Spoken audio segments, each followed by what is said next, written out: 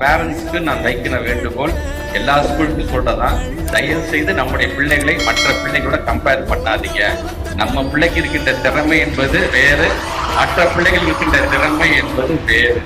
இந்த எய்த்த வீட்டு பையன் பாரு டாக்டர் படிச்சுட்டான், பக்கத்து வீட்டு பையன் பாரு இன்ஜினியர் படிச்சுட்டான், உங்க அக்கா பாரு உங்க அண்ணா பாரு எப்படி ஆயிட்டாங்க அப்படிலாம் சொல்லாதீங்க. அதை காட்டி எங்க பிள்ளைங்க இன்னும் உயர்ந்த இடத்துக்கு வருவாங்க தான். தயவு செய்து கம்பேர் பண்ணாதீங்க பிள்ளைங்களை.